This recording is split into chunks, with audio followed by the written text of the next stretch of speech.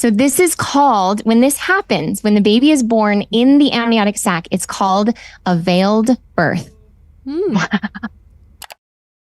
So when your mother gave birth to you, delivered you, her veil was rent. That is so good. Isn't that cool? And it looks just like a tree. That is incredible. Just like a tree. So one side is the tree, the other side is attached to the mother. All right. Tree. Hold on a second. It's called a veiled birth. This is not a Latter-day Saint thing. This is just standard midwifery. Now turn on your temple ears. The tree of life is connected to the baby through the navel. When your mother had you in her womb, that tree of life was supplying you with all of those things. Coincidence? I think not. You got my brains wheeling. You got the gears turning. My brain's wheeling. Well, my gears are wheeling. So, hear me out. I am convinced, personally, that when we say born again, we're not just talking about baptism. We're talking about the temple. The entire temple is a symbol of woman. Okay, so I'm really excited about this. This is something I've thought about for a while, and I'm sure I'm not the first person to think about it. But it's the first time on Ward Radio. So here we are. Here we go. And this is not where my testimony lies. My testimony is in Jesus Christ. This is just kind of a fun little extra credit side tangent. So I don't know about you, but every time I go to the temple, I discover how many layers there are. And I think I've got it figured out. And then suddenly I get my mind completely blown and I see everything differently. And it's amazing. It's so amazing. The temple is so cool. So this is just one of many ways that you could look at the temple. And I think it helps me personally to see more of the woman's story in the scriptures, in the gospel, and in the temple. So this is a story about us. So it's very fitting that we're here on Ward Radio Women to talk about women. So I'll launch right in here with a hot take. So when you hear me say the words born again, what comes to mind? Evangelical Christians. Okay. Yes, they like that a lot. I mean, baptism, but also birth. Baptism, right? We talk about baptism as being born again. Evangelical Christians often refer to it as that moment when Christ came into your heart. We talk a lot about being born again as being baptized. And why is that baptism? I'm getting into primary answers here, guys, but bear with me. It's going to get fun. So why is being born again baptism? Well, in the scriptures, it talks about we are buried with Christ and then raised with him in the resurrection. So it's like a new life in Jesus Christ. Mm-hmm. Death and resurrection. Also a spiritual rebirth where we had a physical birth and then a spiritual rebirth. Mm-hmm. So it's both the spiritual rebirth of us when we're in our earthly state where our spirits are transformed, but then it's also pointing us forward to the time when we're resurrected. So very cool. In John 3:3-7, this is when Christ is talking to Nicodemus, and Nicodemus says, whoa, are you saying, he says, except a man be born again, he cannot see the kingdom of God, right? And then what does Nicodemus say? I have to crawl back into the womb? Yes. Mm-hmm. Does that mean I have to go back into my mother's womb? Yes, can you imagine Jesus just kind of being like, oh, like, okay, no. You missed it. Well, here's the thing. Here's my hot take. Are you ready? He doesn't say, oh, you silly man. That's not what I mean. He says, verily, verily, I say unto thee, so except a man be born of water and of the Spirit. So he's not saying, no, you're wrong. He's saying, yes, exactly. So hear me out. I am convinced personally that when we say born again, we're not just talking about baptism. We're talking about the temple. So there's baptism where the whole thing is combined into one ordinance where we die and are resurrected. We're born again. But then we go to the temple and it's all pulled out into all of its glory, all of its gory details, all of its story, all of its little tiny symbolism and all of these things that come into it. And so my hot take is that the temple is a birth story. So hear me out. I have a picture. I'm just going to jump to one of the good ones. So when your mother gestated you in her womb, she created a world. Do I have a picture of a woman as a world? I think I do. So she created a world for you to live in for a little while. We were all cozy in there in our little world. And universally, women are described as the earth is described as feminine. Mm-hmm. Mother Earth, right? It's a feminine. Mother Nature, exactly. It's where things are planted. It's where it's home. It's untamed rage. It's woman. Even like my mother country. Yes. Mother. So even the burying of death can be symbolic of mother. And then the water that we're born from is in this world that's created for us. So the water of baptism is inside of a woman. So even though there's a man officiating a baptism, that water is symbolic of women. That's what that's symbolic of. So we are the water, or our divine mother is the water. The earth is a divine representation of woman. And so when our mothers, I'll say it like this, our mothers gestated us, they grew an organ that they only have when they're growing a baby. And it's called a placenta. Now, we probably have heard of that before, the placenta that grows inside of a mother's womb. It has a nickname. Does anyone know what its nickname is? No. This is not a Latter-day Saint thing. This is not even a Christian thing. This is just generally understood in midwifery and I have OBGYN. to ask if you're like a doula. No. I just love birth. I love birth. I would so hire you as a doula. Yeah, me too. Maybe someday that might happen. I loved my births so much, but no, I'm not a doula. But the nickname of the placenta is the tree of life. I think I've heard that. So now look at this picture. Pull up these. I have two pictures we can see in the Discord. This is the placenta, guys. This right here. Can you see it if you're on Zoom, look at it on your phone. There's the veins in the placenta, and then that little cord coming down is the umbilical cord. So that connects to the baby. And it looks just like a tree. That is incredible. Just like a tree.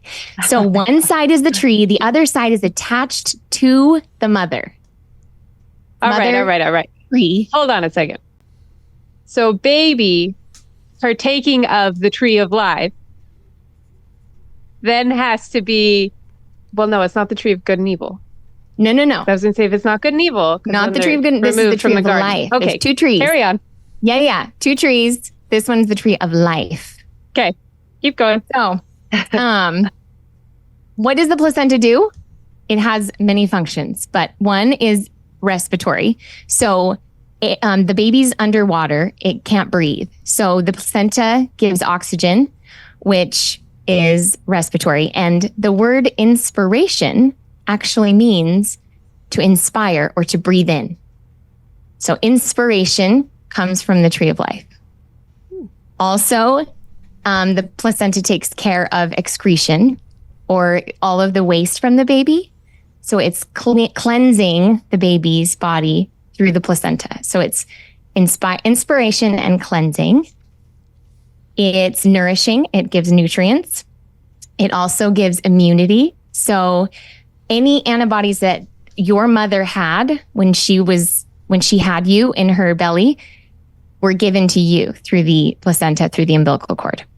And so you have antibodies from your mom that she gave you to protect you against evil or germs or sickness, right? So in the case of this story, we've now got protection from evil And the last thing is the endocrine system, which is like the hormone system. So it sends messages. It's time to stay pregnant. It's time to have to give birth and all of these kinds of things. So when your mother had you in her womb, that tree of life was supplying you with all of those things. Coincidence? I think not. I think not. And then, okay, get this. Where is the tree of life connected to the baby? The navel. The navel. Now turn on your temple ears. The tree of life is connected to the baby through the navel. The source of inspiration, of cleansing, nourishing, protection from evil, and receiving messages is connected from the tree of life to the navel. And I'm not going to say anything more about that because I'm going to make you feel uncomfortable. But I think that's pretty cool. So far, am I crazy? Is this interesting? You've got me thinking. I'm like, oh my gosh, is the umbilical cord the iron rod? And when that got separated, I went into the dark and dreary world, like Earth, like it's all symbolic. Like, you got my brains wheeling. You got the gears turning. My brain's wheeling. Well, my gears are wheeling. Yeah. Even the protection that Adam and Eve have between them and the tree of life is a sword, a flaming sword that cuts us off from the presence of the tree of life. So we are in a state where we're not supposed to be fully in the presence of God yet, right? We're between, the umbilical cord has been cut for us, but we're on our way back for a new birth. Anyway. I have a quick question. Ooh, yeah. So I haven't been able to experience this yet of growing my own placenta, but I was part of one because my mom gave birth to me. I sure was. And honestly, most people who've done it don't even remember it. So we're all on the same page here. I don't currently have a placenta inside of me. So we all are just women carrying around wombs. That is who we are all together. Right on. But yes, what's your question? Here's my question. We always regard the temple as a sacred space, not secret, not private, but sacred. And there are some details that occur in the temple that we don't discuss in public. I'm curious for the women who have given birth on earth. Were there elements of your birth story that are so sacred to you that you don't want to discuss? I'm not asking you to disclose those details, but I assume that there must be some type of sacred element of giving birth. That's such a good question. Wait. Can I jump into this? Please. So I have 2 children. My first child, we had some medical urgencies, and I was actually put under general anesthesia for delivery. So I was not there for birth whatsoever. And fun fact, my mother-in-law held my firstborn before I did. And I still love her. It's totally fine. But I didn't get any of that birth experience. With my second child, I had a VBAC, vaginal birth after cesarean. And it was so powerful. And I came out of that feeling like, whoa, I can do this. I can go take on the world. Like, let's go. So to answer your question, Megan, yeah, I think there definitely is something about experiencing birth that is formative and spiritual and really, really special. Thanks for sharing. I was just trying to survive. I got to be completely honest. I don't really remember anything sacred, but I remember a lot of yelling, and I think I remember a lot of pain. And then I had a baby, and then I had to go to the bathroom, and that was an experience, and I couldn't feel my legs. So, well, also that, I don't know. So you weren't examining your placenta? No? Well, okay, fun fact. When I gave birth the first time, my placenta was in the shape of a heart. So isn't that cute? Yeah. That's sweet. Oh, apparently they're all slightly different color. Ooh. Like one of mine was kind of lavender. One of them was kind of magenta. All kind of a different color. That's cool. Well, when I gave birth the first time, my husband was looking into my guts. So there's that. Yep. I will say, like, I had this moment in my labors where just kind of continuing on with the kind of the temple parallel and how the temple, everything symbolizes the atonement. I remember having, I think that labor is probably the closest living symbol to the atonement of Jesus Christ that we have on this earth, because I remember, so my labors tend to be really long, and I have Pitocin, which means that it makes the contractions extra painful. And there was a point where my baby was going to get stuck. I did have a doula, and she was just like, you have to push or the baby's going to get stuck. And I remember thinking in my head, is there any way that I can get out of this? And and later reflecting back on it, I remember that's exactly what the Savior said when he was suffering for our sins. And when he realized that the only way to save us was to go through the atonement, that was what motivated him to go through the whole thing. And I remember thinking, what would motivate a woman to go through the misery of pregnancy and the horrible pain of labor if it really is the love of that child? And so I think that labor in many ways is a spiritual gift that's given to women to experience a tiny portion of what the Savior experienced in the atonement for the whole world. Because truly, what would motivate you to go through that, something so awful? And yes, we do have modern medicine. Like, I know there's a lot of ways that it's not, I don't want to be overly dramatic, but I think it's the closest thing to the atonement that we have to parallel the world. Yeah, well, and to bring it back to all women, not just those who have experienced childbirth, I think when Mother Eve said, "Is there no other way?" she wasn't just talking about childbirth. She was talking about the experience that we need to do in order to be able to carry the title woman, right? The experience of having a womb requires a monthly sacrifice, right? An involuntary one. And it's the sacrifice that prepares the way for deliverance. And so I think all women participate in that experience, and that's part of what makes us woman. And so we're all part of that story with Eve. Quick question, controversial question. Ooh. Would you ladies feel like you disappointed God if you didn't have children? Isn't there a promise in the millennium, though, that like those who are faithful in this life and keep their covenants and desire to have children, as like couples or single women, will be given that that promise it's a promise. Now I feel like I need to look it up, that women or men and women who, and obviously men who keep their covenants in the millennium, they will have the opportunity, or people who lose their babies. And I learned this from a friend of mine who had a stillborn birth, or baby was born and died in labor, so the baby was alive for a few hours. The promise is that you will be able to have those babies and raise those babies. So it seems like maybe you could flip that and say that it's more, instead of something, an obligation that you maybe failed to do for God, it's actually a promise he's made to you based on your desires, which is a good desire. And I mean, especially if you meet like anyone who struggled with infertility, like that is the purest, most wonderful desire that I think comes from God.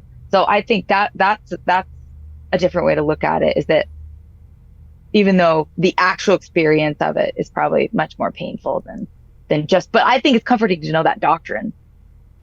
Well, and maybe this is, I'm not sure exactly what your question is, maybe, but I think ultimately our most important title is child. And in the temple, I would say we don't go through a mother role in the temple. We go through a child of a divine mother and father role. And so I would say our most important identity is actually not parent, it's child.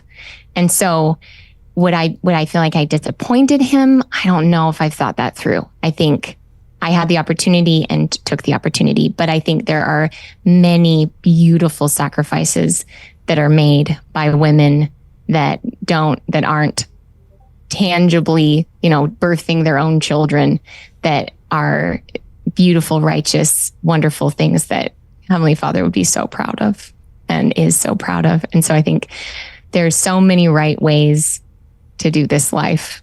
And our most important identity is child. I was trying to find it and I can't, but there was a talk that I read recently that related to that. And she just, like, I could totally see how it would feel that way. And I could see how that could cause a lot of pain for anyone, whether you can't have kids for whatever reason, or whether you have a couple kids and can't have more kids for whatever the circumstance may be. But I think it just all comes back to the atonement, and trusting that all things will be made right through the atonement. And that can bring us all peace, whatever it is we felt like we missed out on. Did we capture the essence of your question, Megan, or are we way off? You did. Thank you for following up. I appreciate it. The question really was if you felt like you failed God by not giving birth to children. Because the temple is the most sacred place we have on earth. And I love the concept of this episode relating women's earthly birth stories to the story of the temple. I think that's beautiful and it's sacred. But I have to be honest, the question came up in my head. So are those that have not experienced a birth story, are we lacking? But the way that you answered my question was so compassionate and graceful. And I especially loved what you said, Tikla, when you said, focus on being a child of God. That's just as important. And I really appreciate that. And I would say that is the story of the temple that I'm referencing. It's not a story of becoming mothers necessarily in the temple.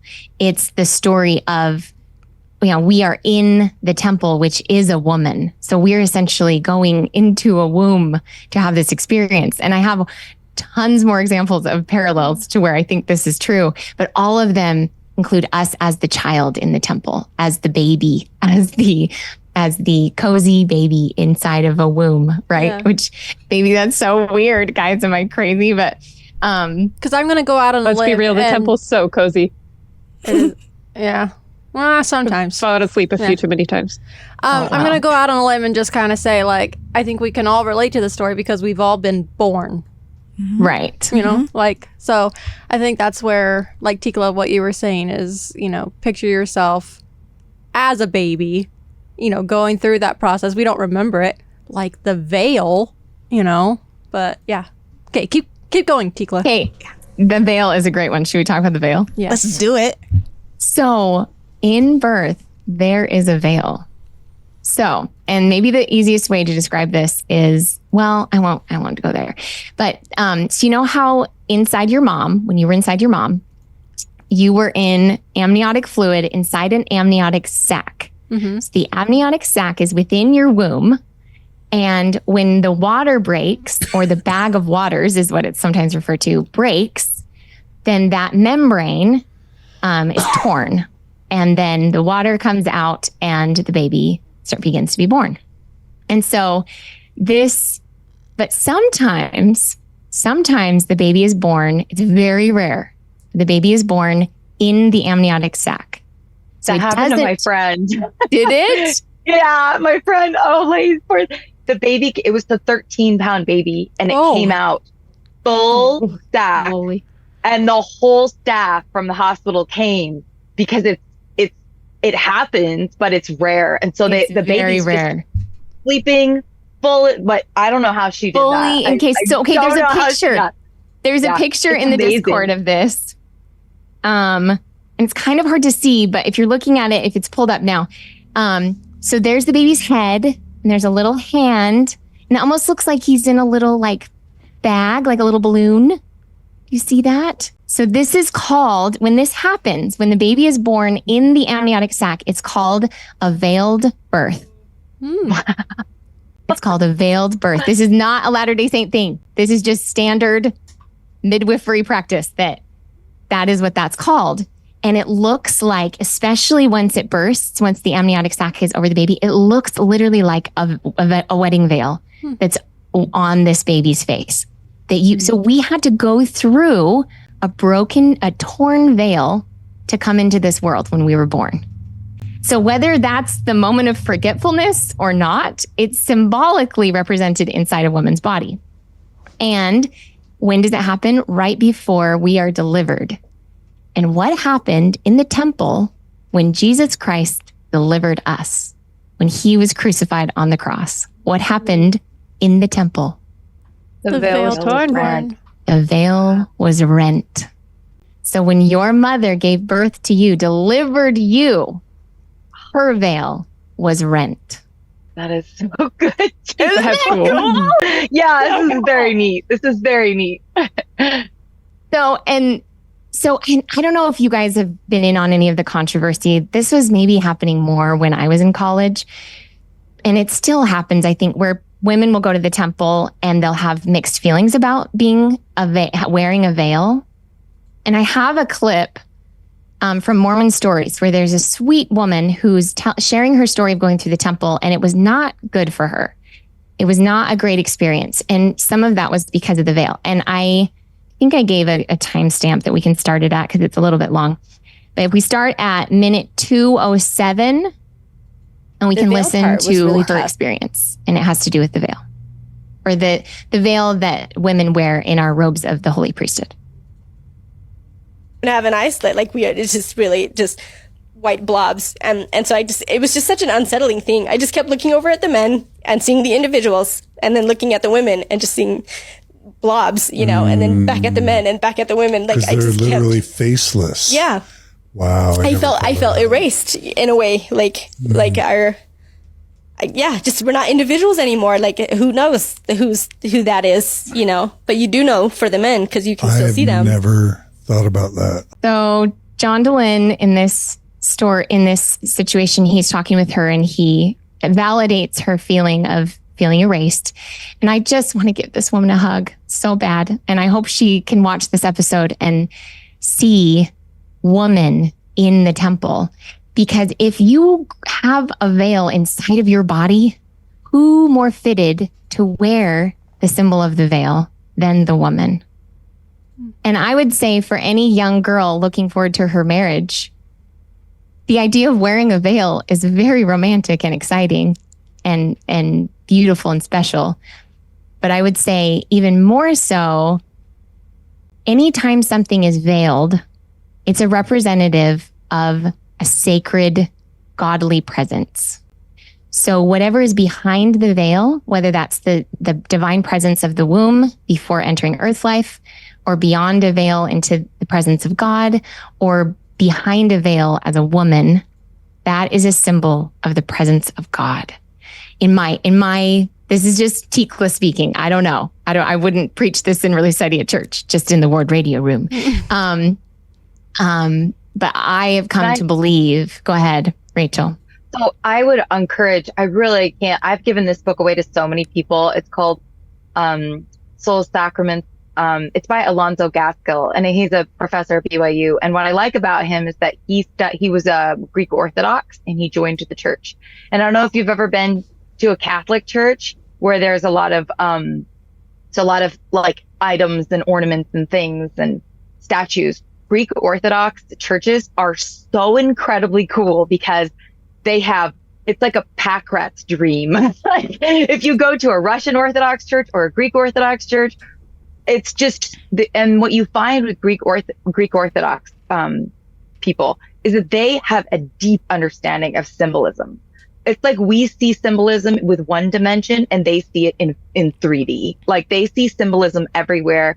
They see ritual with so much symbolism. And one of the things that he talks about in this book, so it's Alonzo Gaskell, is he talks about the veil as a sacred symbol for men and women in so many different religions. So in many religions, a veil type covering over the head is used for all kinds of priests.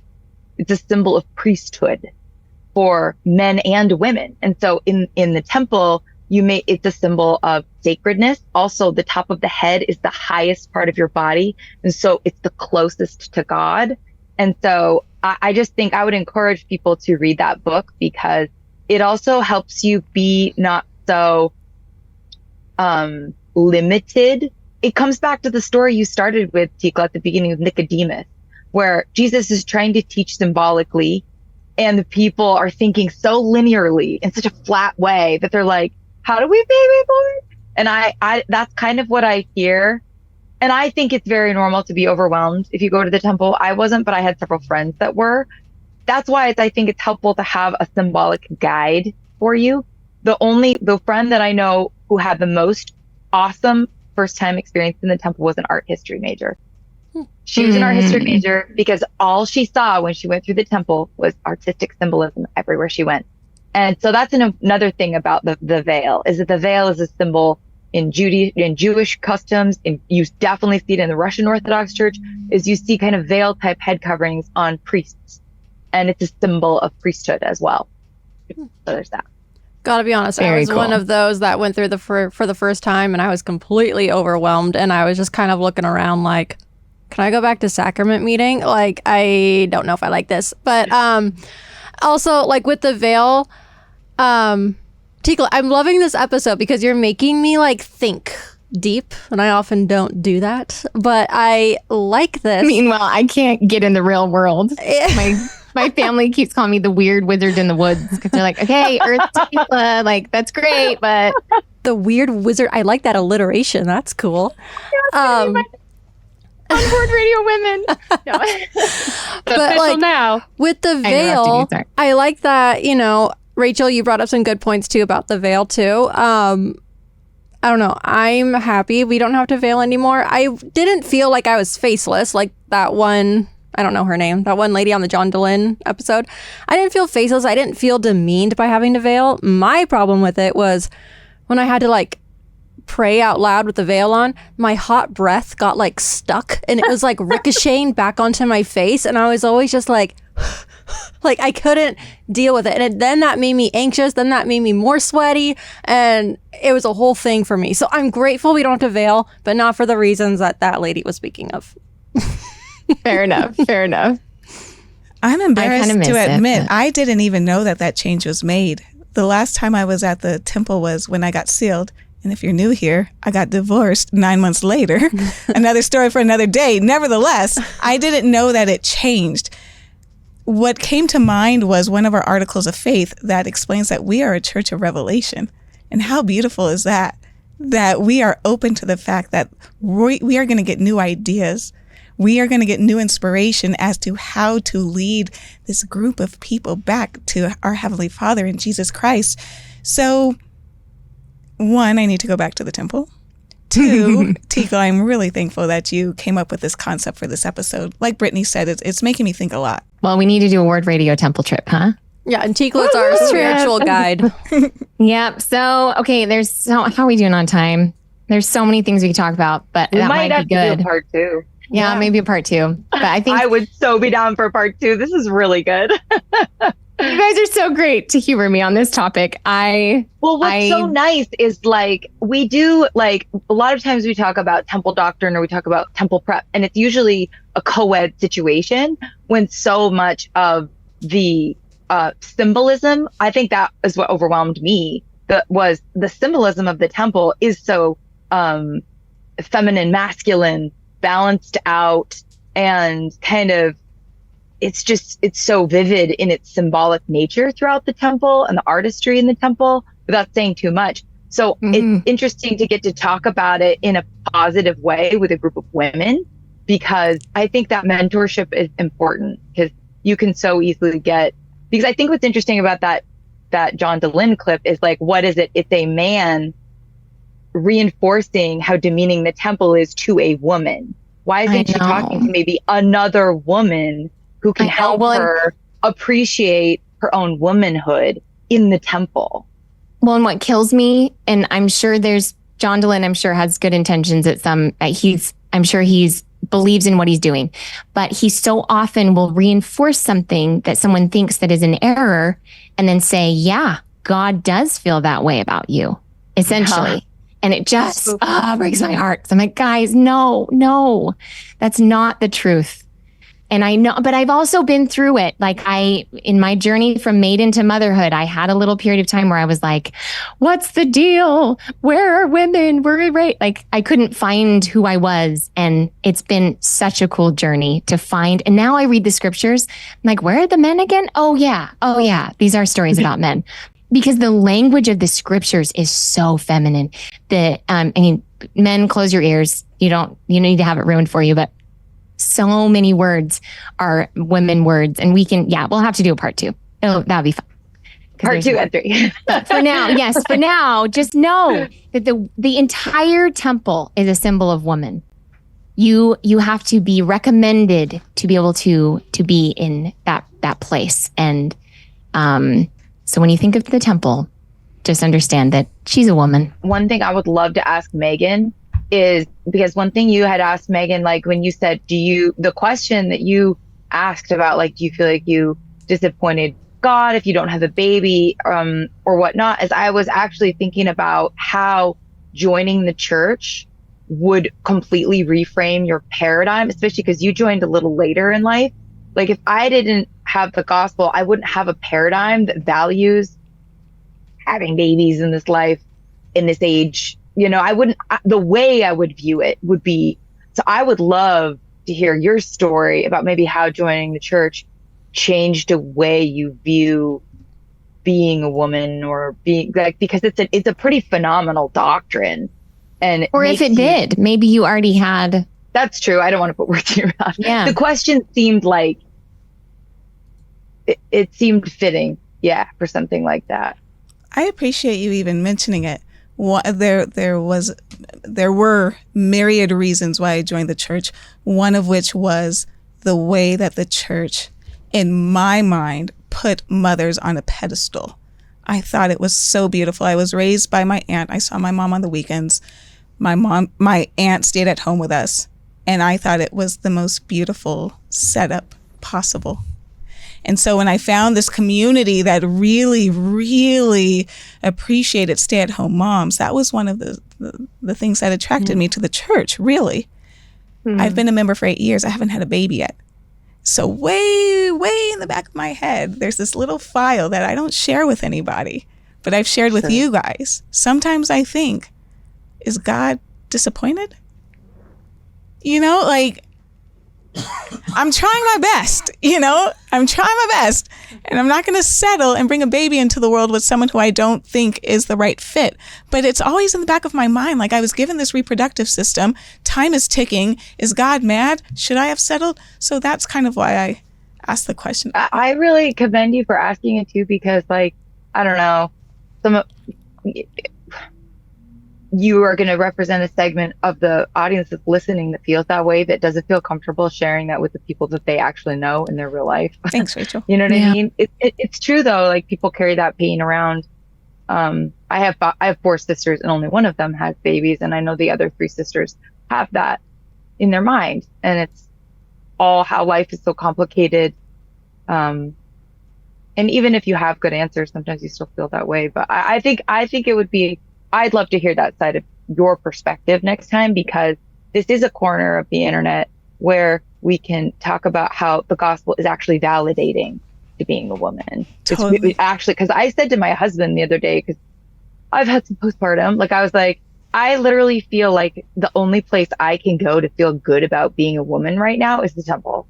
Because I feel like the world is just crapping on women. Like, there's no place that we're safe. There's no place that we're good enough. We have to be men. We have to be women. We have to be super moms. We have to be super professionals. I was like, I go to the temple because it's the only place that I feel like my womanhood is safe. So I don't know. We obviously have a lot we could talk about with the temple. Part 2. Let's do it. To kind of bring us home today, I have another thought on that clip. And then I think, Tikla, you said you had something else, and then maybe we tie it up for tonight and then go from there. I like it. Go ahead, Joy. Okay, to take it way back to that clip, when they were talking about veiling their faces and feeling kind of like a blob, this is something this is a hill that I will die on, that we understand a little bit of how men contribute. We understand there's a structure. there is the priesthood. With, they start as little deacons and then they move up, and you can kind of see how they contribute to the church. We can't really put a measurement or anything on how women contribute. It is far too nebulous to say, to put it in a box.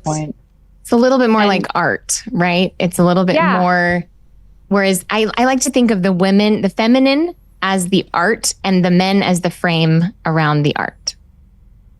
Yes. Thank you, Tikla. But it's very clear, the little deacons, so the teachers and the priests and so on and so forth, and they have their whole structure. And for women, we don't have any sort of structure because we all contribute in such different ways, whether that's by childbirth, whether that's by nurturing, whether that's by creating some beautiful piece of art, whether that's by, having the emotional connection to be able to reach out and see others' needs. All of these things that you can't measure, they are not tangible, but they are so critical. And so I think that's part of why, maybe the women are veiled, or were veiled historically, because we don't know. We don't understand how it all works, but we know it does. Mystery. And that's why women are there. That's why we are still valued, even if we don't totally understand how it, even if we can't, put us in a cute little box and tie us with a bow. It's like, look, we know we need you here. We don't totally understand how all this works, but we know that women are needed. That's interesting. Yeah. And I would say that is stating a reality of life, not imposing a reality onto women in the church, if that makes sense. Because sometimes it's framed as the church is trying to tell women that this is how their life goes, when I think there's a reality about the woman experience, and it's being referenced in some of this. It's the other way around. Anyway. So not telling how it should be, it's explaining how it is. Yes, exactly. You said that much better than I did. Okay, on a kind of lighter note, this is just like fun fact. We're going to go down a little rabbit hole here. In the Discord, get this ready. So I talked about a veiled birth, where sometimes, very rarely, a baby will be born inside the amniotic sac, and it's called a veiled birth.